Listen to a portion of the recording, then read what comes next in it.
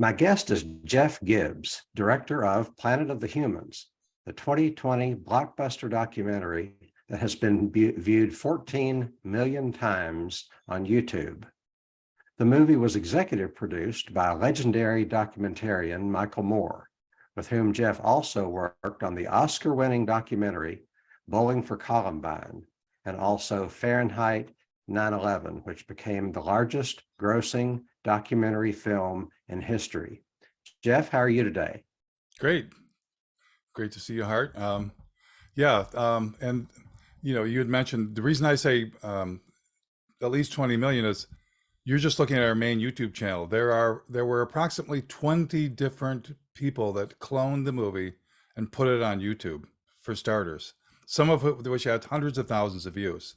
Secondly, it's also on Amazon Prime, iTunes, Google Play, I think Voodoo, I think Vimeo, a number of other places. So just in fact, it wasn't even live on the main YouTube channel for a while. So the audience is difficult to estimate. We also had people that were putting the movie on BitTorrent, even though it was free. They were putting it on BitTorrent, and some filmmakers tell me that sometimes that captures maybe half to, of their views go on these illegal. So, yeah, that's why the one YouTube channel is just kind of the window in it. But yeah, we have an astounding 76,000 comments. Tell me about those comments. They're mostly all supportive and people that are shocked. And it's so different reading the reactions of people not filtered through the attacks or the dismay of the paid environmentalists and those aligned with them. I just got back from AmDoc's festival in Palm Springs, and we had a basically standing room only screening of the film. And most, it was the last day of the festival, and most of the folks were, hanging around. Some of them had made movies, pro solar films. Some of them were proudly talking about, powering where they lived on 95% renewable energy. But people were stunned. I mean, they were just truly shaken by the film. And interestingly enough, very little talk about solar and wind afterwards. I think it was, even more so now, a couple of years after I made the film, shining through that, we're hitting limits as a species, and we're tearing down we're creating multiple ecological disasters on this planet, of which climate change is only one. And so it's Right. One thing I learned, so I saw the film in 2020 when it came out. And then and one thing I learned listening to you, Michael Moore, Ozzie Zenner, you did interviews about the film after it came out, partly talking about the film itself, partly responding to the critics. And I'll never forget when you oriented me to the fact that the environmental movement has compressed all environmentalism into carbon. We're going to focus on carbon, and we're going to use that. If we're dealing with carbon, then we're dealing with the environment. Interesting that you say that, because I was just before I got ready for this interview trying to write up a couple things about what I call the stolen environmental movement. And the environmental movement used to be, and this was kind of before I even got going, when I was either a little tyke or even earlier, but the environmental movement first got started with people resisting giant hydroelectric projects. I mean, they were even going to drown the Grand Canyon. Mm-hmm. But now it's green energy. But at the time, it's seen for what it was, as a way of, hydroelectricity is the number one destroyer of freshwater habitat on planet Earth. Mm-hmm. So fighting dams has always been part of, in a sense, fighting green energy. And then Rachel Carson came along, right, with Silent Spring and the alarm about the toxifying the planet, which is still a hellacious thing.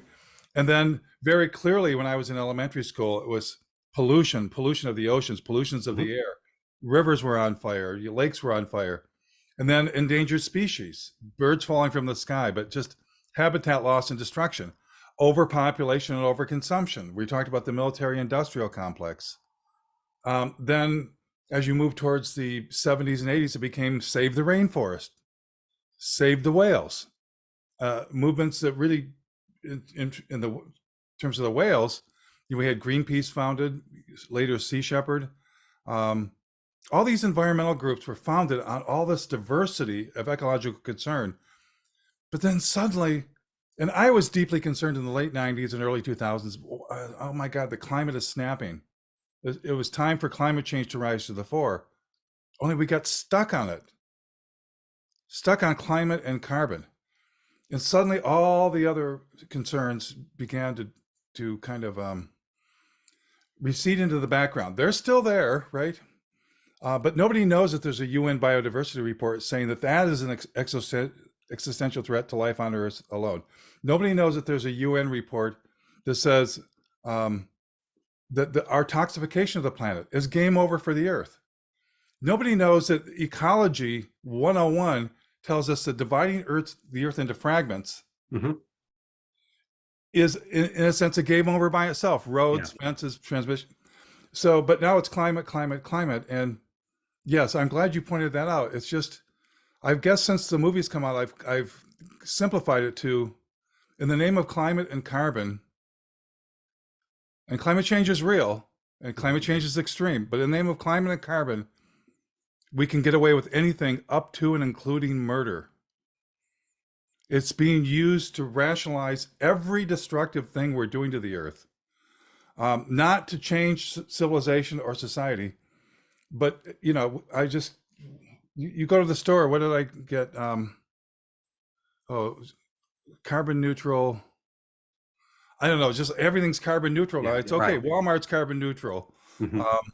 Net zero. It's net zero. Mining is now carbon neutral. One of the things that I've learned and hope to put in my next work is that there's a thing called the Site C Dam in British Columbia, Canada.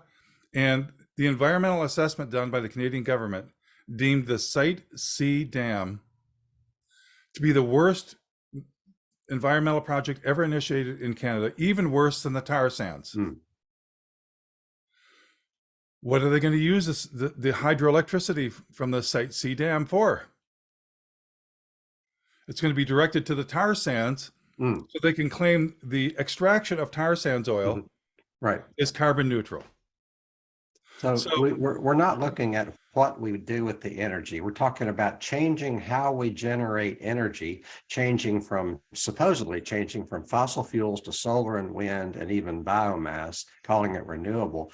But we're not talking about the end use of the energy. We're not talking about what we do with the energy once it's generated. It's like slap a solar panel on a McDonald's drive-through and that's clean, green, and renewable. Put solar panels on the headquarters of Monsanto and that's clean, green, and renewable, you know? Yeah. Well, I don't think solar and wind I actually think a world in which we're attempting to power up with solar and wind is dirtier than the fossil fuel world. I agree. Because it's the same world.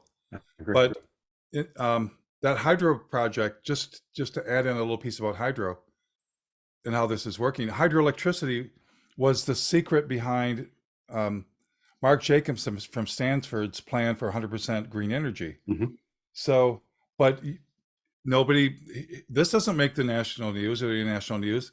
There was a research scientist in, I think it was Manitoba, Canada, analyzed the greenhouse gas emissions from hydroelectricity and calculated that they were somewhere between a natural gas power plant and a coal power plant. So this thing in Canada is a microcosm of what's going on. You think, you've got the tar sands and you get the hydro destruction, you get double the greenhouse footprint, you get double the environmental impact. And like you say, we still keep running civilization that even if there was a carbon neutral, clean, free energy source, we're still using it to deforest, to catch all the fish, to plow up all the landscape, to pave the planet with cement. So, and then one more interesting thing that you said, right. So if McDonald's has cage-free carbon neutral chicken, I'm just making up something, or they agree to have Right. paper cups instead of styrofoam, um, suddenly they get a little green gold stamp. And Mhm. so when you see the end of Planet of the Humans, where all of these Mhm. corporations from McDonald's to Mhm. Monsanto are all in these green investment portfolios, Yeah. how did this happen? What's exactly like you said, they do something that gets a little green gold star, and then they get accepted into this portfolio. Well, It's that lunacy. brings to mind the issue of divestment. So there's this thing, okay, divest from fossil fuels, but when they divest from fossil fuels, what are they reinvesting in? You Right. covered that in the movie.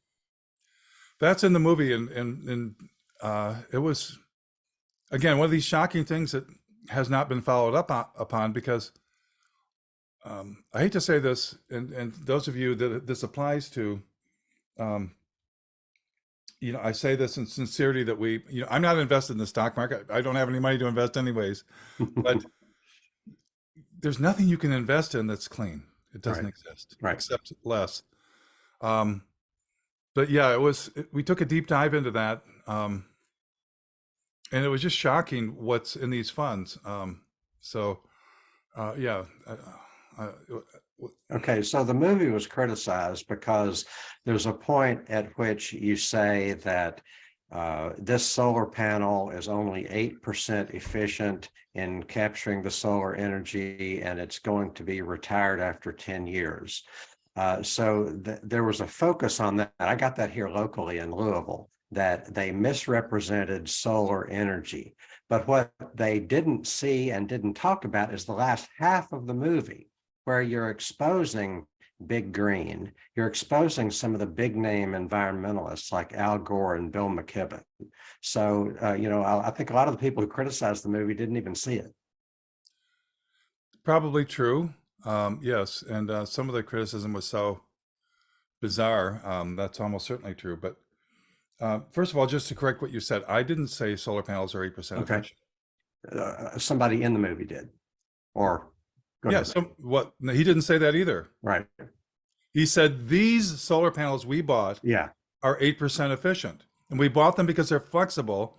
We're installing them in the city and they won't get broken. Basically, Mhm. was his point. Right.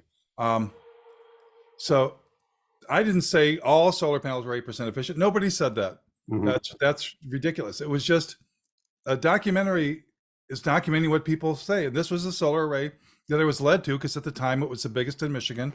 I happened to be close by. And the guy was honest about it. Now, what's weird about that is if they would have merely typed in Tesla, Elon Musk, solar panels, rooftop type flexible shingles, the same type we had. Oh, look, they're the same efficiency as was said in the movie. So everything's a trade-off. You can get more efficient solar Mhm. panels. They're more expensive. Right. They're more brittle. These are the rooftop kind that Musk was pushing. But as you said, maybe they've gotten more efficient.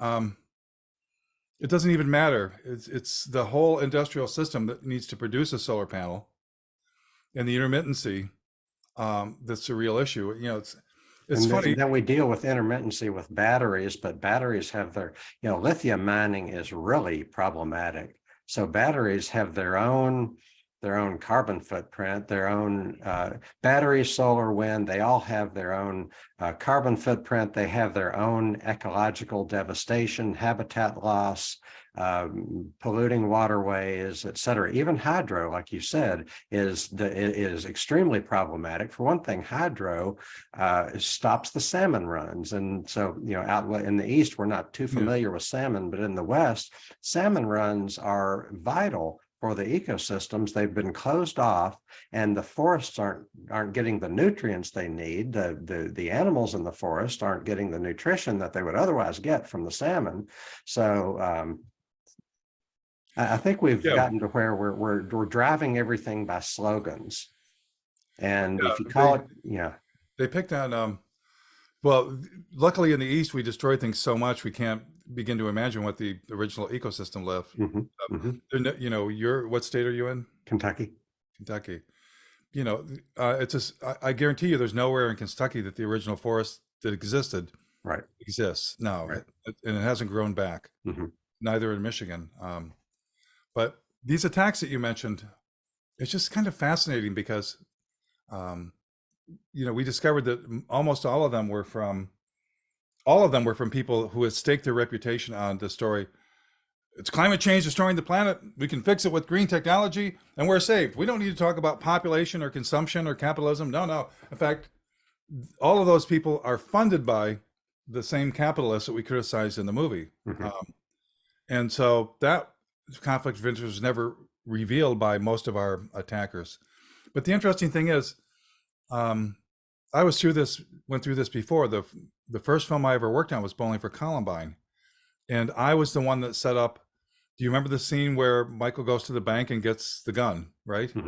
That was one of the first scenes I ever produced. And there was a bank that was in my neighborhood. So people would say things like, oh, it was a setup. And it's like, they were surprised, or I'm like, I had to reschedule that like 10 times because Michael kept delaying.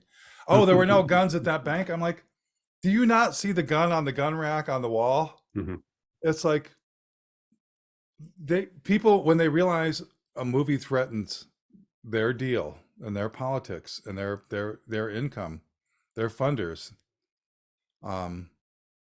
they go kind of apeshit, quite frankly, Art. And they grab on something that they grab a hold of.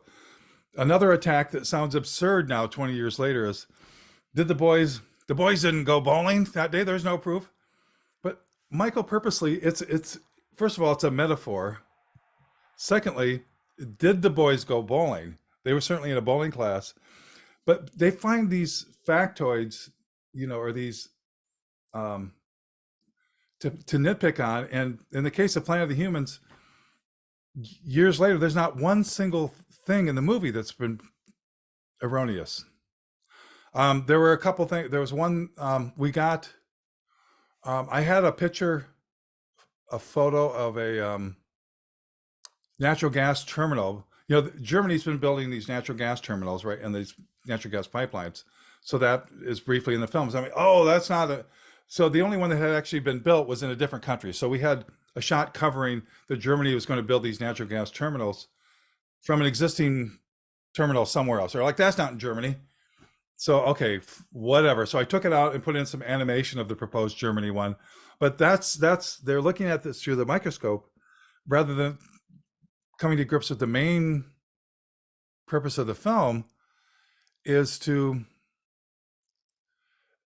for the longest time, I thought it was lack of information about the kind of the dying planet and the death of ecosystems and species that was in the way of people grasping how much trouble we're in and changing our ways.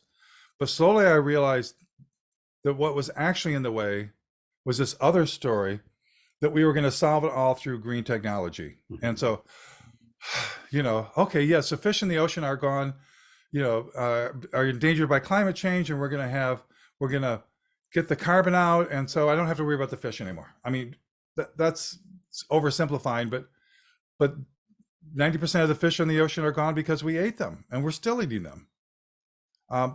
But so that's why I went after the story of technology as our savior, because, I didn't think it was our savior, but I didn't think it was horrible.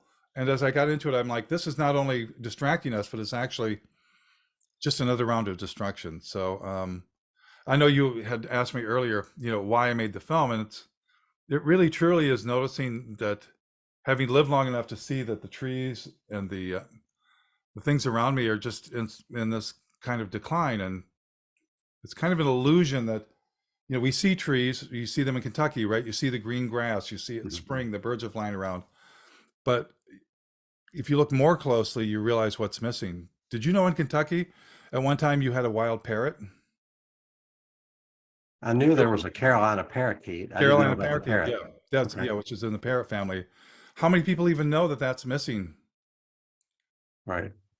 There are these trees that there may be pockets of in Kentucky called the catalpa, those giant string beans. Yeah, I have catalpas. You know why those exist? Why those giant string beans are up there? No. Because mammoths, mastodons, I'm not sure which one, but the giant species that are missing, the giant mouse sloth used to eat those. That's why they're way up high in these trees. But Yeah, that reminds me of the Joshua tree, which you covered in the movie. These trees out west, which are they, you know, trees and plants have their seeds spread typically by mammals and birds that eat them and carry them. And so there, we have trees that are no longer there. We've lost the megafauna, the big animals that used to eat the trees and carry the seeds.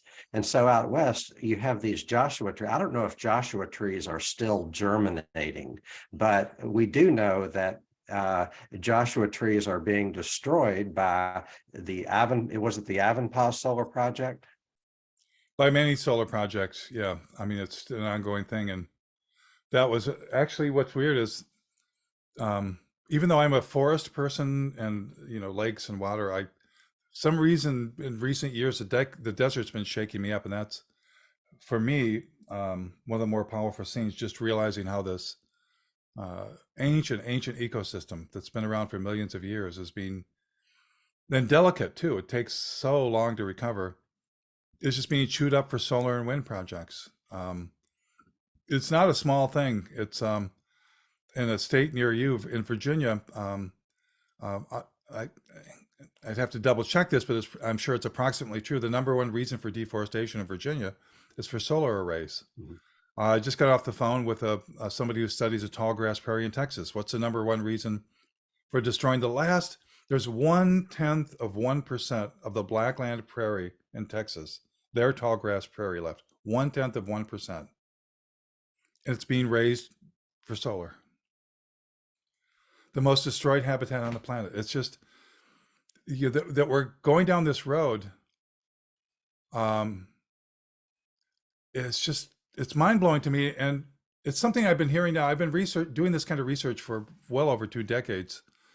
And back in the Clinton Gore era, the forest activists out in the Pacific Northwest told me that there's never been more logging. There was never more logging than under Clinton Gore, because people assume that they're doing things to care for the environment. And nobody's going to like hearing this, but Joe Biden,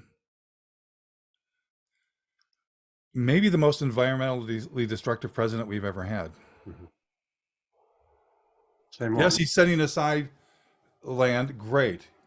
But the setting aside land over here is to distract us from that they're going to be destroying and are destroying millions of acres for biofuels, biomass, solar, wind, mining. And all that is, what's the second most destructive thing, according to the scientists in Texas I talked to, destroying habitat? It's water development for the increasing population. And the third most destructive thing is the increasing number of humans in Texas itself. But yeah, like you said earlier, if it's carbon neutral, if somehow we can twist it so it's fighting climate change, then it's all good. Right.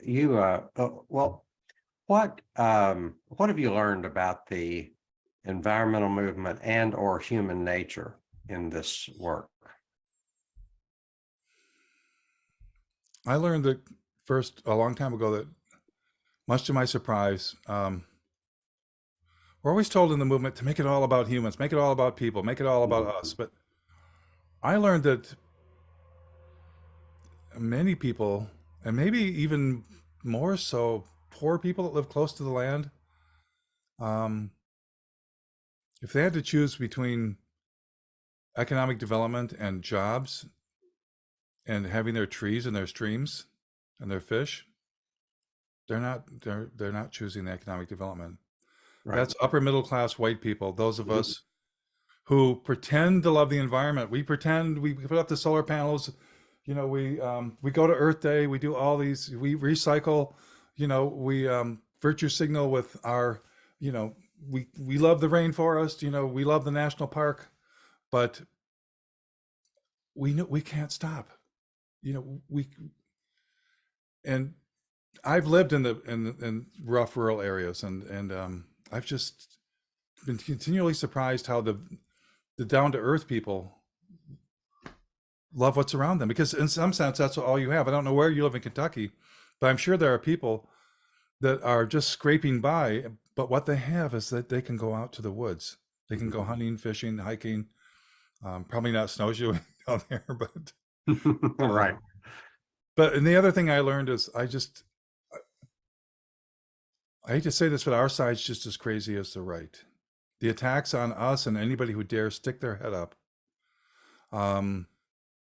Where was the last place I read this? Somebody just sent me one more tweet, like our funding from fossil fuel interests. Our fund. What kind of brain damage do you have to think that a film endorsed by Michael Moore, and certainly he didn't bother to look into who I am, having produced his films, growing up in the rough side of Flint. It's like, you actually are willing, they can't believe that for a minute. Yeah. But that they're willing to If you're lie. not with us or you're against us, if you're not on our side, you're on the other side that we've chosen to scapegoat and vilify. To suggest that people like myself and Ozzy, who basically sacrificed every damn thing we had to get this movie done, you know, and it was this far from being homeless, quite frankly, to get this, that we're, you know, and me, you know, working with Michael for a lifetime, it's like, it's absurd and it's hurtful, frankly. I mean, it's hurtful that people, rather than having a rational debate, would resort to such attacks. And so that's why I say our side is just as vicious at times as the other side. Now, let me share with you a quote that I think is relevant here. It's from Henry Francis Adams, who was the great grandson of John Adams, the grandson of John Quincy Adams, the son of Charles Francis Adams, who was the ambassador to the UK in the Lincoln administration. Henry Francis Adams was a historian who wrote a history of the Jefferson and Madison administrations, the 16 years that were the third and fourth presidents of the United States. It was acclaimed for its literary style and its command of the documentary evidence. Henry Francis Adams was born in about 1840, lived to 1920. So he's not a lightweight. And he said, the press is the hired agent of a moneyed system and set up for no other purpose than to tell lies where their interests are involved. One can trust nobody and nothing.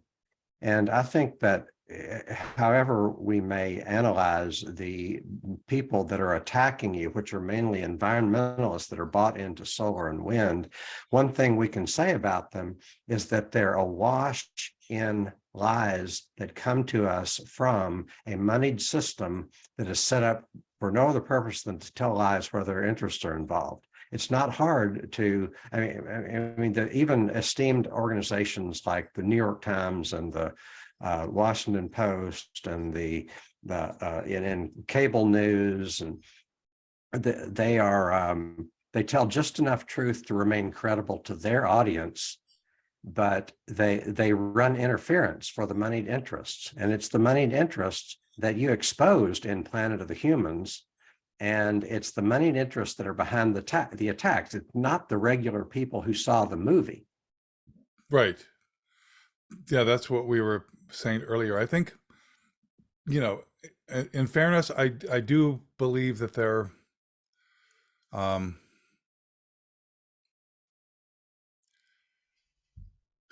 not everything in the New York Times is bullshit. Not everything in Scientific American is bullshit. But I think the issues that we're raising, you know, that you just raised, go to the core of who they are, what universities are about. One of the early interviews that is a million miles away from being in the movie is I interviewed a young guy who was the first to model Katrina slamming into the Gulf Coast. And for those of you who remember, that was a tremendously destructive storm that was kind of like, had people thinking, oh, this climate thing could be worse than we imagine. But I went to interview him at Yale, and he was like not really worried. And I was wandering around Yale packing up our stuff and looking around. I thought, well, how can you really be worried if you were at Yale or Harvard or U of M, right?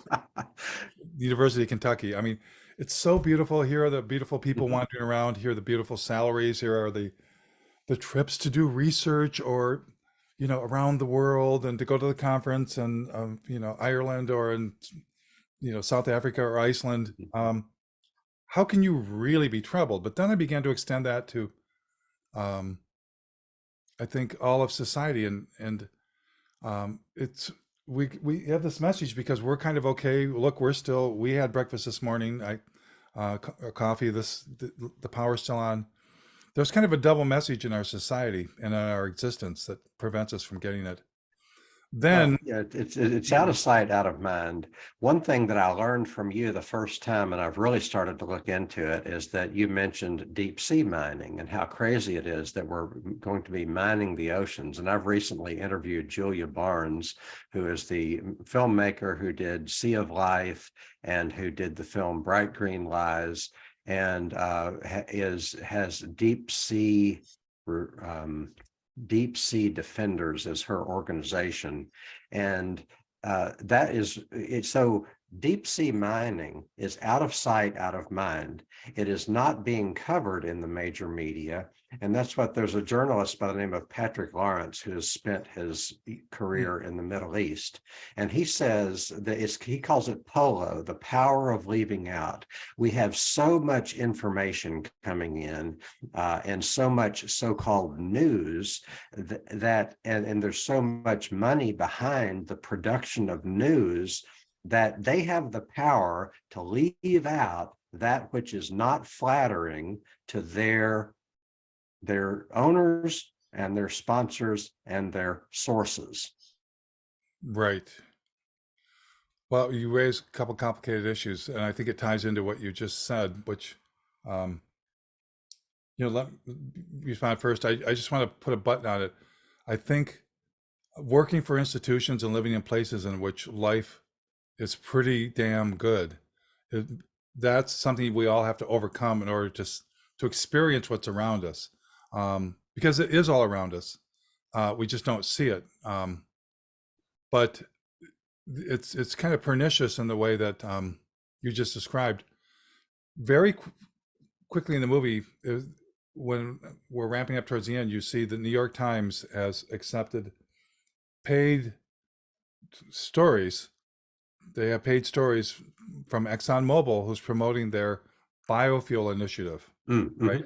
And that's a long-standing thing for ExxonMobil, but big ag and big timber and big oil, in the case of ExxonMobil, are really behind the biofuel thing. Yeah. Which, in case people don't know, biofuel and biomass are taking the living planet, plants, yeah. trees, and animals, and turning them into Mm-hmm. fuel for power plants or for cars, planes, whatever. So they ran this paid series of ads. What they don't know is one of their writers, Keith Snyder, who's been writing them for decades, who actually lives in the county where I live. I've run into him on hikes.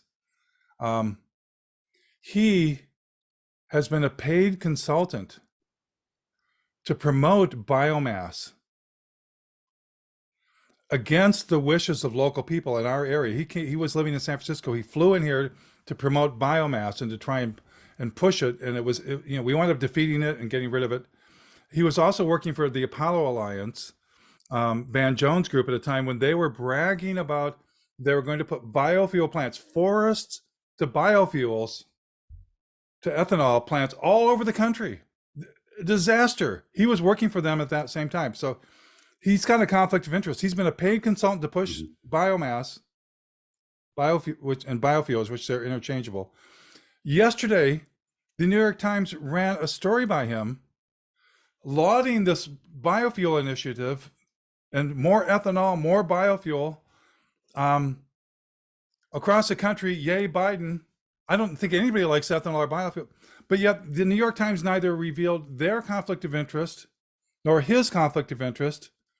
So the public just sees this story and thinks, oh, where is this coming from? It's just coming from, it's independent. No, it's not independent.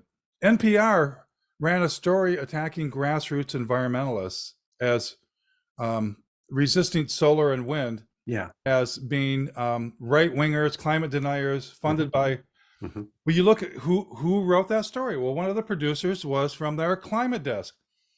The climate desk actually brags about being funded by these giant foundations who are invested in green technology and have a vested interest in economic growth.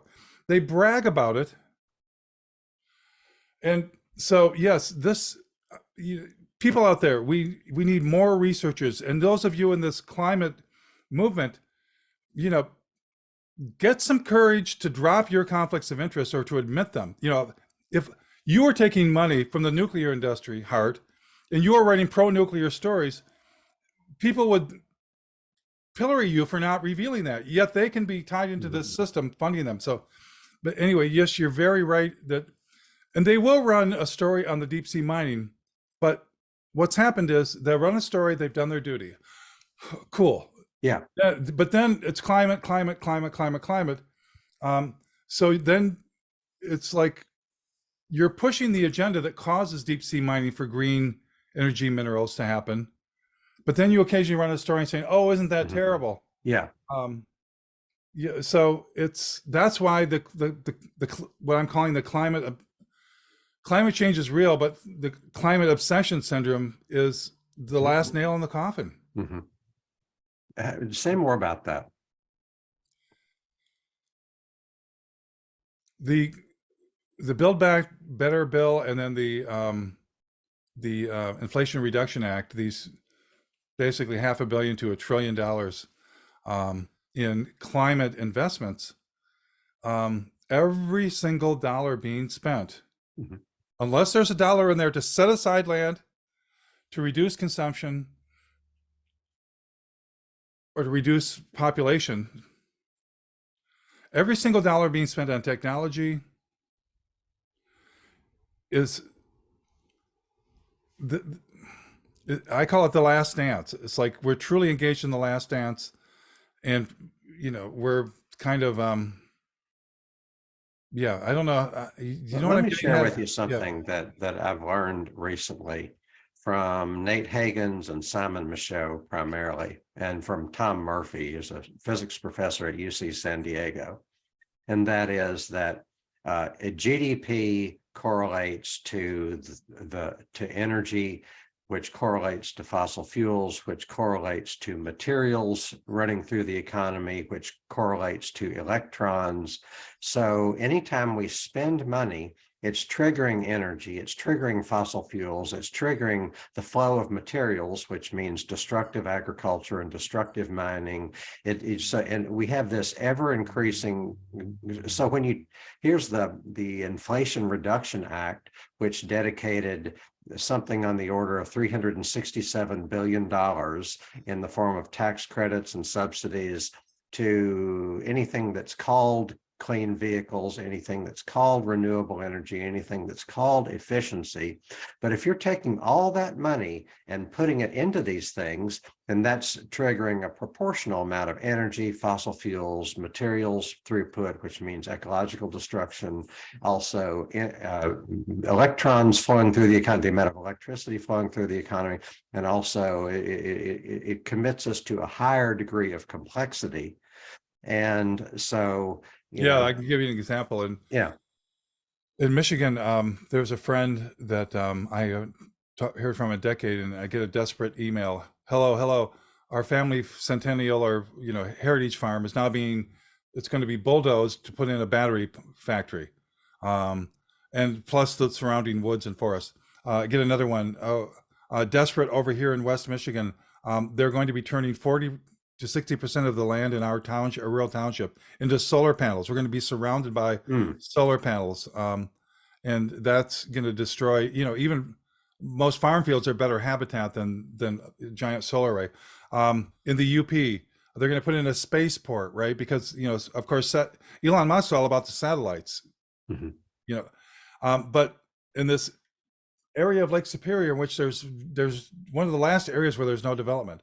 But they put up a mine that some of us resisted over a decade ago in a pristine area that had no year-round road. Now it's got year-round truck traffic and development and widened.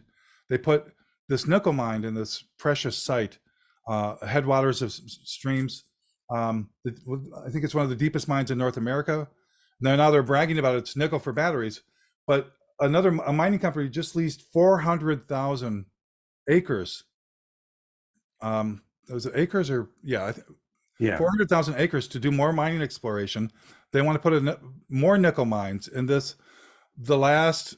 of the last wild areas east of the Mississippi. I used to live there. It used to be 50 miles out my back door until there was another year-round road. Now it's going to be, you go to Nevada and you see the lithium mine that they've been finding at Thacker Pass. I was just in Nevada where tortoises were now, they moved tortoises from this huge, many square miles solar development into this other area, and promptly 50 of these endangered tortoises were 30 or 50, some number like that, were eaten by, were killed immediately because they had no place to go. I found out that they're now, instead of digging up the desert to put these solar things in there, they're just crushing the desert. Well, they can't find all the baby foxes and rabbits and especially these little tiny tortoises. So they just, they're basically plowing over thousands. They have a permit to wind up killing thousands of animals in this habitat. On the coast of off the coast of New England and New Jersey and New York, they're putting offshore wind. They've got permits to kill or injure thousands of sea mammals, including endangered whales. This is why I say this is the last nail in the coffin. It's nature can't take it anymore, and we're not going to stop drilling for oil. Every year, fossil fuel production sets a record. So does solar power and wind power reduce fossil fuel consumption or not? There's no evidence that they do. There's a conjecture that they do. There's an assumption they do. But first of all, as we said in the movie, which is still true, there's nowhere in the world that's gotten rid of fossil fuels and now runs on solar and wind. That doesn't exist. Secondly, as Richard York said in the film, he did find if you maybe produce 5 times more solar panels than you think you need, maybe it's going to cause somewhat of an offset. But basically, as you hear repeatedly through the film, installing solar, and the media gets this, even people who are against solar gets this continuously wrong. Just because you have the sun shining like it is right now in Michigan doesn't mean that you turned a power plant off.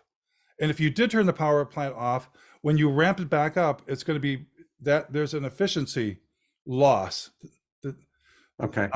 So no, it doesn't. Not only does not it offset it, we get multiple systems. So you get, okay, the sun's shining, so we're going to have a solar array. Oh, now the sun's not shining, so we're going to have a wind array. Now you have to build transmission lines and transformers for these two systems. So, but those things cannot make the system whole all the time. So now you've got natural gas power plants, fast reacting, that you're building to match up with these. So now you got 3 systems. Oh, in Michigan, they're turning the nuclear back on. So we've got nuclear too. Oh, well, we still need the hydro. So you just wind up with these multiple systems that add to the footprint. And that's why I believe that there's Jevons paradox. No, not Jevons paradox. I don't really believe in Jevons paradox in the way other people do. It's just that you have multiple systems to attempt to keep civilization going. Right. Where in theory you could run the whole thing on natural gas. I'm not saying I'm in favor of natural gas, but it's a simpler system. There was a time when hydroelectricity was the main power source for New York City. Tremendously destructive, but we didn't stop there. We had to build, keep going and going. So I think it's both, because we have to build up these multiple systems, and we don't confront growth. I had a cabin wired up for solar. I couldn't afford the solar panels at the time. But the first thing I learned in getting ready to live off the grid, no such thing really, right, was that I was going to live with one light, one small radio, one computer, not all the things that I have here. And that's the biggest step, whether you put up a couple solar panels or you use fossil fuels, is living with less. And you know what? That was a pretty damn good place to live, in this simple location with wildlife all around me. Right. One thing that let's talk about industrial civilization, because so there's this idea that if we change how we generate energy, then we're okay. And the other counterpoint to that, or the pushback on that, says industrial civilization is inherently destructive. And I'd kind of like to intersect that with the concept of ethics. It's like you mentioned the whales, they have a permit to build a certain number of wind turbines offshore, and the permit involves an acceptable level of harm to certain endangered species of whales. And I say, ethically, if you want to, ethically, I think other species have a right to thrive. We might have to kill something to eat, but other species have a right to thrive. They have a right to not lose their habitat. And another thing about ethics is that ethics is never, and I'm not talking about being sanctimonious, like religion has made ethics into something sanctimonious. I'm not talking about that. I'm talking about, can we have a conversation about what is or is not the right thing to do? You'll notice in our political discourse, Republicans and Democrats and all that, there's almost never a discussion of what is the right thing to do here. How can we treat others as we would want to be treated? How can we say, first, do no harm? Can we exist without doing harm? Are we capable of that? Not 8 billion of us. Not 1 billion of us. Maybe 100 million of us. Depends on how we live. See, where I part waters with, some people get stuck on the industrial civilization is not sustainable. I agree it's not sustainable. Not a global industrial civilization with billions of humans. Could a small, tiny, it's all about our consumption and our population. Can you describe to me how people would live if industrial civilization just collapsed? How many whales would be left then? None. In Kentucky, do you get cold enough there you have to burn something in the winter to keep warm? Sure, of course. How long would your forest last if there was suddenly no energy coming in, modern energy coming in, to keep your homes warm? How long would your forest last? What's the population of Kentucky? 4 million? I think 4 million. Michigan, we have 10 million people. Our forests would be gone in an instant. So industrial civilization is not sustainable. That is clear. And this machine is consuming the planet. But I'm glad you brought this up, because there's a larger truth is there's nothing that's going to support billions of people without destroying the planet. Not tribal living, not agriculture, nothing. And so that is really our biggest blind spot as humans, is that we have increased our numbers. When there were a few thousand of us when we began to emerge from Africa, even the first wave of us, as we rose into the millions, would you want to live on a planet with millions of grizzly bears? Far less dangerous than humans, but that would be a problem, right? And so as our consumption and our numbers went up, we have wave after wave of destruction.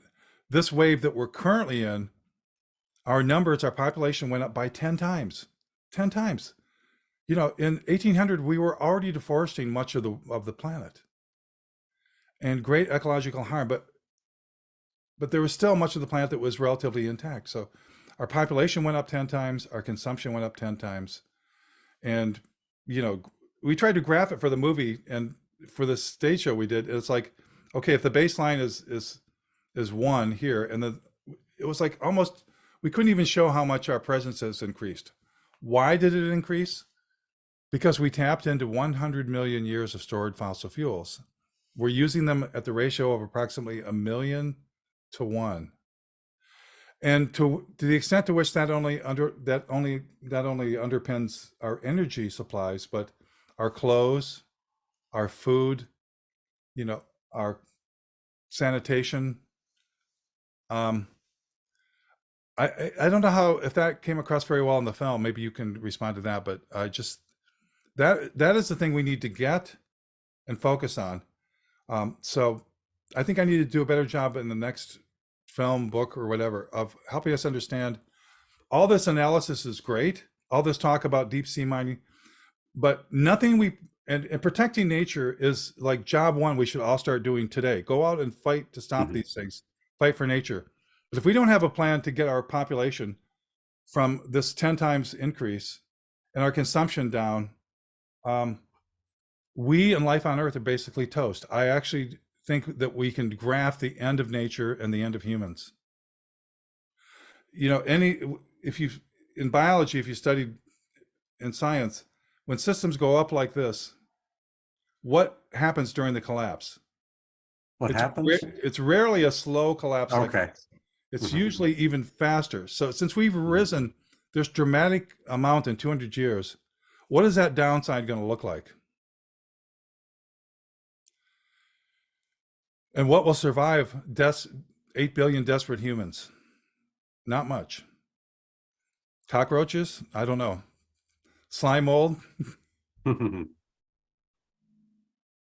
So Well, that's okay, what drives so me to do this, because I yeah, think we're facing a time when we're in this time which we can see the end of nature and we can graph the end of nature, but the end of humans like lags behind because we're still tapping into all these fossil fuels and we're still pillaging all the nature around us. So we're more okay than the living world, and it's in this little time of limbo that comes all of our denial and delusions and rationalizations that somehow this is going to be okay.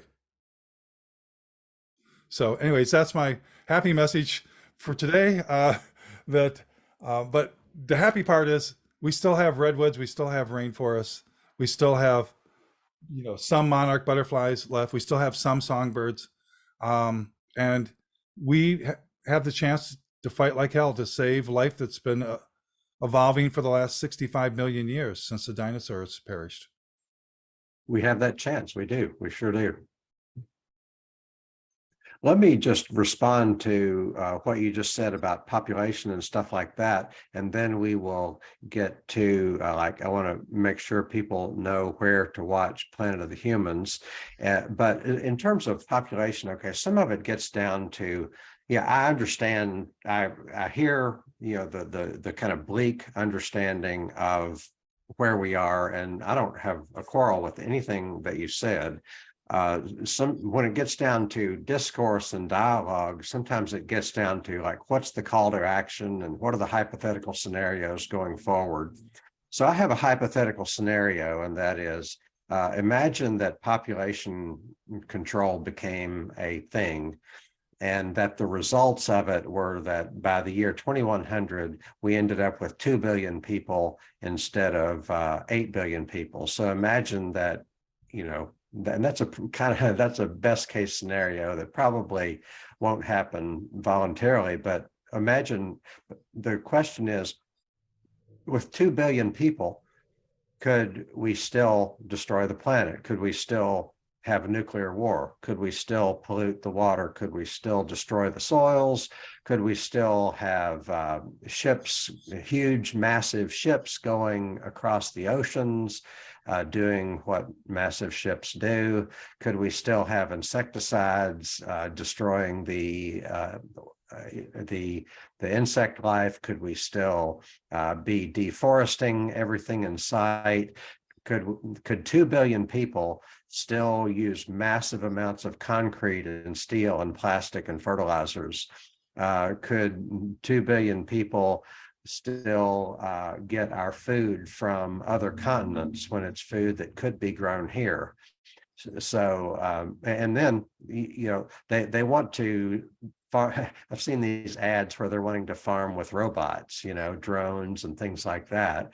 And so we could do all the farming we're doing now with 2 billion people, just add some technology, add some robots. So I don't think it's how many people we have. It's that, but I don't. I think it's not how many we are. It's what we do. So the question is, could humans be a keystone species? I'm not saying we will. I'm saying, could we hypothetically? So a keystone species is like beavers are good for their species generally are good for their habitat. That's how they become successful. They nurture their environment so that it's a place where they can prosper. Like blue jays plant 3 times as many acorns as they eat. They bury them, and because hey, if you eat acorns and that's how you live, isn't it smart to plant more oak trees?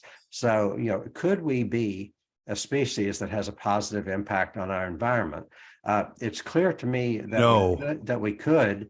I'm saying hypothetically we could, no, because there are people in this no. My world answer is no, okay. no, no. Uh, let's not go there, because right now, white people in this dominant culture are sitting around rationalizing our bullshit presence on this earth by saying, oh, they're indigenous people who lived way better. We could be like them. No, Well, no. Let me. First of all, I never use the word population control. okay. I don't go there.